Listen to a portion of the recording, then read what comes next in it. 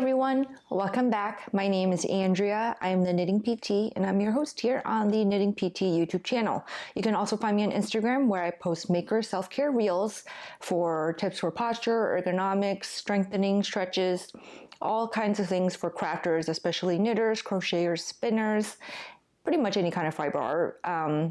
Most of my reels can also be applied to pretty much anything where you're sitting and using your hands.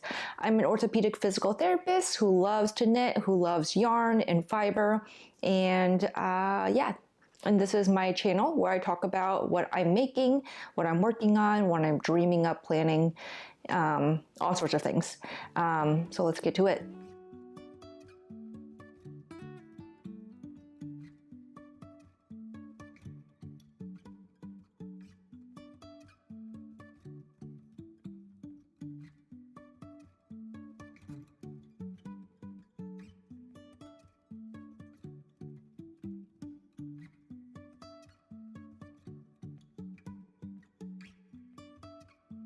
All right, so first things first is what I'm wearing.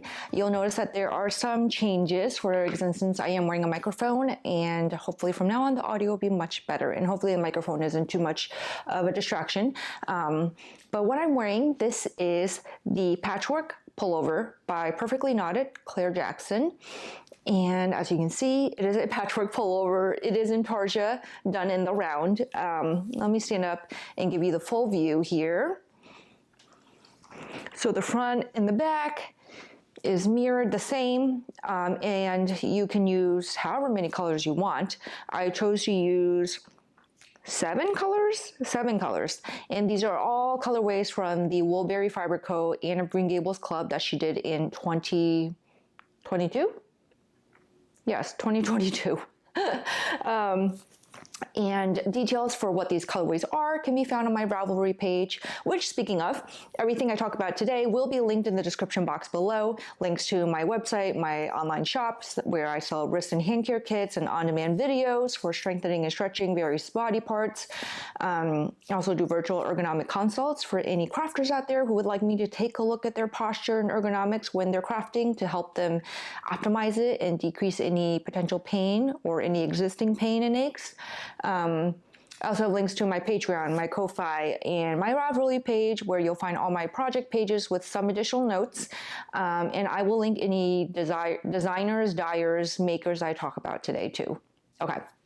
So, so all the colorways can be found on there. I really cannot remember them off the top of my head either because there's 7 different colorways.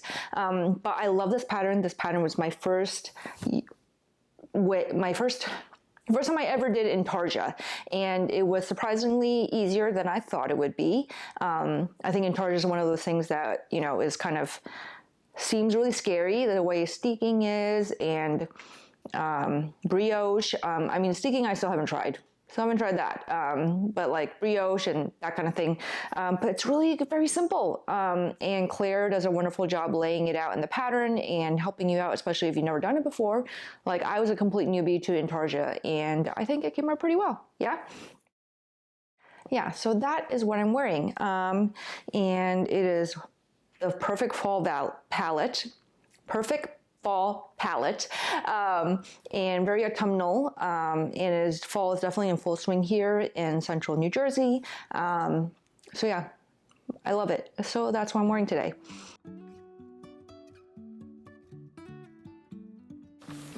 Okay, so now on to finished objects. So I have just one finished object to share this week. And when I was collecting all my projects, I thought I finished more stuff than that. I think what it is I am working on another project right now that you finish little stages of it as you go. So it feels like I finished something, but the project entirely is not done yet. So I think that's why. But nevertheless, the finished project I have to share this week is super exciting because it is one I've been working on for almost the entire year. And it is my pair of socks. So I cast these on in, I believe, March of this year, and I have finally finished them. If you are new to my channel, or just for a refresher, I did set some goals for the year of 2023 in terms of my making. One of them was that I was going to knit a pair of socks. I set that goal originally thinking I would probably knit more than one pair, but I didn't, and that's okay. I'm happy to have at least met the goal. So these are self-striping socks, and I followed a pattern from Earth Tones Girl, Denise of Earth Tones Girls, her sock exploration pattern with the shadow wrap heel. And this was my first time using a shadow wrap heel. It was very easy, very quick to follow, especially if you have done the Fish Lips Kicks heel before. It's very similar. It's not the same at all, but it's similar in the way it's set up and everything. So it was not that hard to learn. And yeah, I haven't really worn these yet, so I will report back maybe in a few months on how they wear and what I think. The yarn is from Valkyrie Fibers, and it is part of her Middle Earth collection. Yeah, and it's striped up beautifully. It is a BFL sock base, so I think it's like 80% BFL, 20% nylon or something. Yeah. And as you can see, my socks are not identical. They're more fraternal maybe. The striping sequence is backwards, like reversed on one sock versus the other. That's okay. I didn't really care too much about the specifics this time because I was just trying to get back into sock knitting. You can see also there's a difference between where the heels are. I have a tiny stripe of color on this sock versus this one. I did the heel on this one first and then realized I had this tiny strip of color, so then I think I started the heels sooner on this one to not have that stripe of color. And yeah, that's how they look. They fit pretty well so far. If anything, they might be a little snug. I actually haven't tried them on since I blocked them, so they probably did grow a little bit of blocking. I do like my socks to be on the snugger side. I hate it when socks are constantly kind of like moving around on my foot. Like I want them to fit nice and snug. So yeah, I will insert some footage here of me wearing them and how they look, but I'm very happy to finally have this pair off. I'm hoping to knit socks more often now that I have kind of gotten my feet back wet with sock knitting. And I knit these 2 at a time on their own needles, the way that Edible Thoughts Makes, Stephanie, does it. I believe she has a tutorial on her page about how she sets them up and that kind of thing. I've watched many of her videos over the years, so I know how she does her socks, and so I followed that. These were done cuffed down, which also was my first time doing a pair of cuffed down socks. I used to knit them only toe up so I could try them on as I went, but this time I decided to try something new. And we'll see how they fit. I did like that the toe is nice and seamless with the Kitchener stitch grafting. My biggest hang up with doing toe up socks was that when you do the Judy's Magic cast on, there can sometimes be a hole on one side of the cast on from just the way the cast on is. And I was never consistent enough to figure out how exactly to not have the hole there. Once in a while, I would get it perfectly and there would be no hole. But other times I would have to keep casting on over and over again to try to get rid of the hole, and sometimes it just was still there, and that bugged me. Even though I know in the grand scheme of things it wasn't really a hole, it's just like a slight pucker. It just wasn't smooth and perfectly like, yeah, and it bugged me. And so I do like that these are very smooth. Yeah, and you can see here, even when I grabbed their toe, I had a color change. So yeah, these aren't perfect by any chance, but that's kind of the fun of handmade things, right? Is that things aren't always perfect, just like how humans aren't perfect. Yeah, but I'm really happy to have these done. Super excited to try to wear them and see how I feel, and hopefully cast on another pair of socks in the future.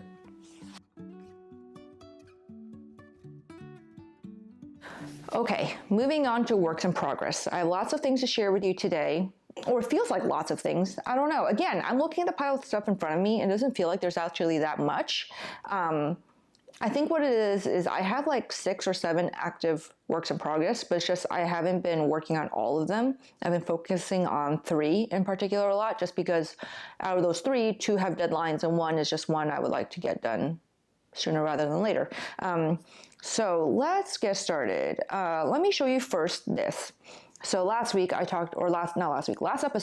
I talked about how I am making knitting a stuffed toy for my daughter from the Moosh and Friends book. And you ready? I finished the lamb. The lamb's name is Aggie, I think that's how you say it. You ready to see the lamb? Ta-da! Look how cute she is. So I think I could have stuffed her more. As you can see, there's like a little bit of, I don't know, like in her middle. But I mean, the book did say not to overstuff too much, but not to understuff. And I don't know. I figured if she loses her shape, I could always reopen the seam. There's a seam at the crotch. I could reopen the seam and just stuff her more. Yeah. But I am so happy with how she turned out. Oh, the other thing too is if you overstuff it, then they're less, movable, right? At least right now she could sit. I mean, you'd have to sit her against something, but she can sit. You can move her arms pretty well. She's not like stiff. Yeah. But she's so cute. Look at her. Is she focusing? Yeah, she's so cute. Her hooves are so cute. Everything's so cute. The only thing is she doesn't have a tail, which my daughter was a little hung up on. But I was like, you know what? Like, she's wearing clothes, so it's not a big deal that she doesn't actually have a tail as a sheep. Plus, sheep tails are small, aren't they? Now I'm questioning what I know about sheep. But yeah, anyway. And so Aggie comes with a dress and a vest and a crossbody bag. So I have completed the dress. It's not blocked yet, but because I just completed it this morning, but I will be blocking soon and moving on to the vest. But here's the dress. It is so freaking cute. And you can see the back. It has some straps that cross over. Yeah, it's so cute. I can't get over how cute this dress is. And let me slip it on her real quick just so you can see how it looks on her. Okay, ready? Ta-da! Look how cute. So cute. After blocking, the dress will definitely even out a little bit more. But yeah, it's so cute. So cute. My daughter picked out the colors for the dress, and she did a really good job. You can see they coordinate really well. These are all just leftovers in my leftover bin. All right, next, I've got 3 new cast-ons to share with you, and these are new since I started filming since I last filmed 2 weeks ago. So first one is my Traveler Shell by Andrea Mary. Last time I shared in my future plans that I was planning to use 2 yarns together. Those 2 yarns were, mine's already caked up, Cream Tangerine from Sunday Fiber Co. with Ching Fiber Veronita on the colorway Duckling. So I'm planning on holding these 2 together for the Traveler Shell, and let me show you what I've got so far. I haven't gotten super far, but I've gotten the bottom ribbing done. It is a bottom-up pattern. You can see it's knitting up beautifully. I love how the Veronita is kind of softening the variegation from the Cream Tangerine.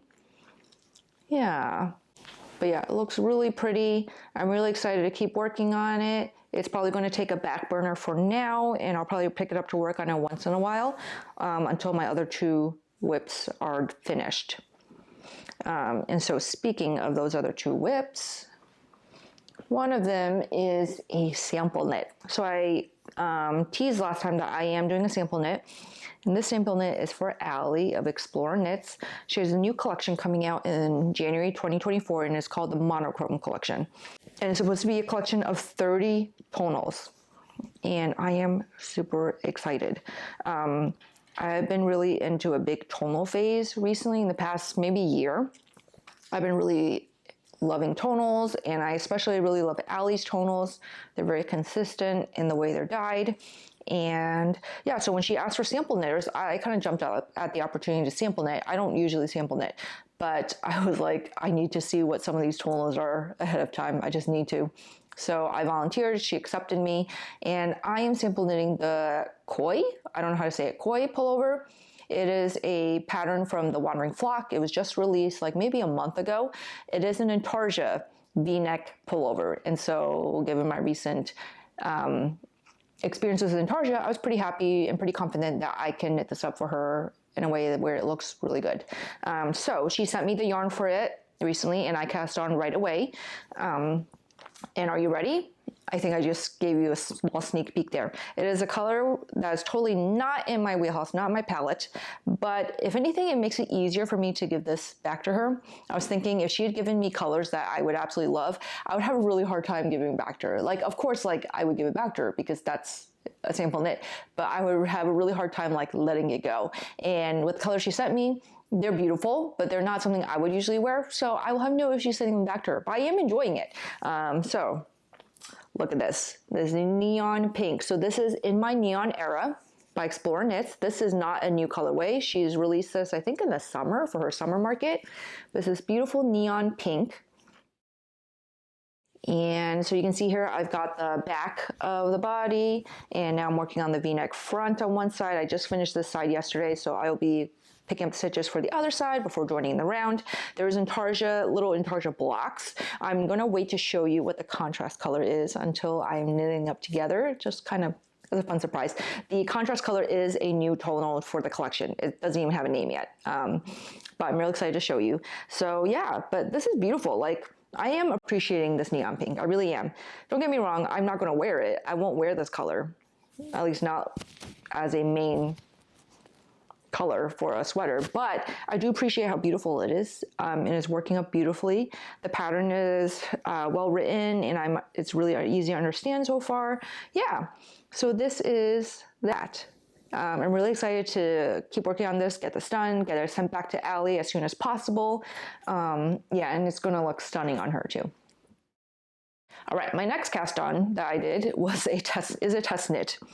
I know, I fully, failed the goal I had to only do one test knit a quarter. I did pretty well until the, I think, third quarter, when I fell off the bandwagon and just kind of started doing more than one test knit a quarter. But I'm doing pretty well only having like one test knit at a time, as opposed to like 2 to 3 that I used to do. Yeah, so this one is a new test knit for Sand-Made Knits. And it is a all over color work pattern. Sorry, I'm smoothing out to try to show you as best as I can. Okay, ready?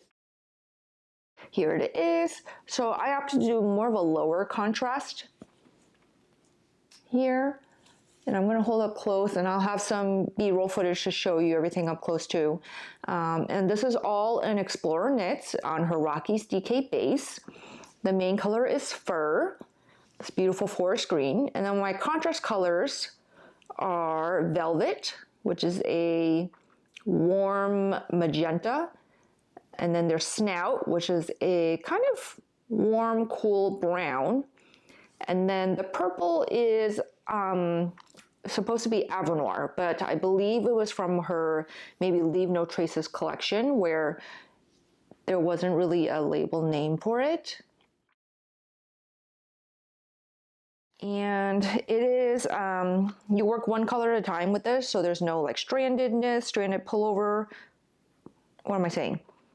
You use one color at a time, basically. So it is more like mosaic knitting, if anything.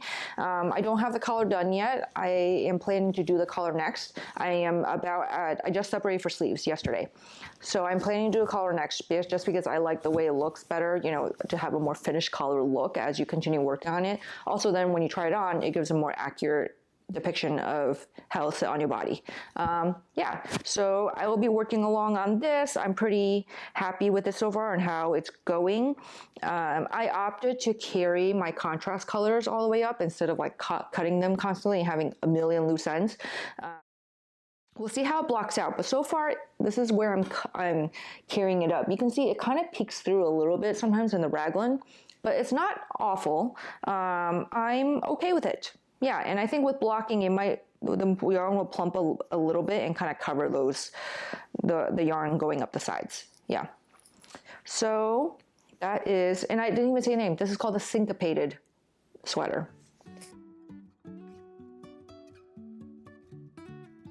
So in terms of future plans, if you follow me on Instagram, you might have seen that I posted a story maybe about a week ago talking about how I have so many active works in progress, but I want to cast on 2 or 3 more, and I still do. The Cast-on-itis itch is really bad right now, and I feel like it's not just me. I've been seeing a lot of people on Instagram talk about how they have so many works in progress right now, but they want to keep casting on new things, and some people are just continuing to cast on with abandon, like Tashi of Tangled and Starlight. She's been a huge enabler, because every time I see her cast something new on, I'm like, oh, I want to too. Yeah, and so when I was in the middle of lamenting this, Amy of Amy Sure Makes slid into my DMs and was like, you could join my latest test knit. So her latest test knit is called the directional pullover, directional sweater. I had seen the testing call for that. I had originally wanted to test it, but I was trying to be good, and the deadline is in, I believe, late January. I had thought, I know I have the sample knit coming up, I have the other test knit I signed up for, I have that stuffed doll that I'm making for my daughter, and so I thought, no, be good, like, don't sign up. But then when she slid into my DMs, I was like, I mean, if the designer is asking you, how can you say no? Yeah, and Amy is very generous with their test knit deadlines. Like, they usually give like 12 full weeks. And so, yeah, so I told her, sure, add me in. And within like 5 minutes, I had my yarn picked also. So here's what I'm gonna do. I will pop a picture on the screen of what the directional pullover looks like so you can imagine what my skeins will turn out looking like. So I'm going to use this yarn that I just got at Rhinebeck from American U Yarn. This is Seashell on the worsted tweed base. And this yarn is 89% Merino Rambouillet Shaniqua wool with 6% acrylic and rayon flex. Or 6% and 5% rayon and acrylic flex.